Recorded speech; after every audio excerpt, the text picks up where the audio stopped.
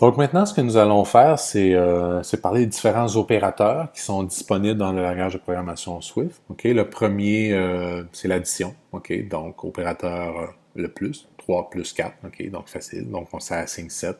Soustraction, ok, même principe, 10,5 égale 5.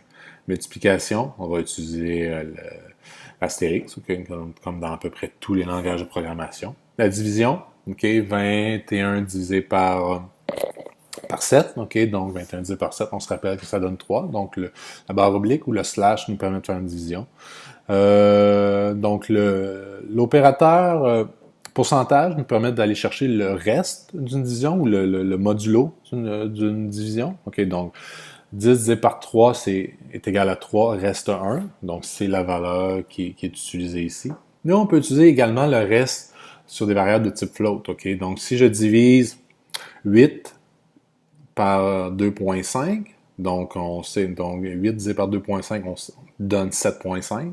OK? Et donc, on voit que le reste ici est 0,5. Donc, ça peut être très utile pour, dans les cas, par exemple, de financier, de pouvoir calculer ça. Donc, l'opérateur reste fonctionne pour les variables float. Okay. L'opérateur d'incrément, OK?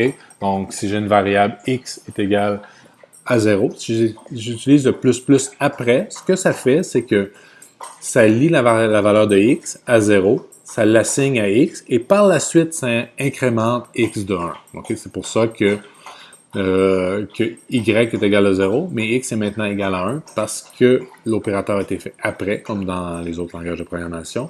Le même principe, maintenant, si je fais z est égal à plus x, donc x est incrémenté de 1 et par la suite est assigné à z. Donc z est égal maintenant à 2. Okay? Et x est égal à 2 également. Même principe, l'opérateur de décrément, OK, x est égal à 10, y est égal à x moins moins.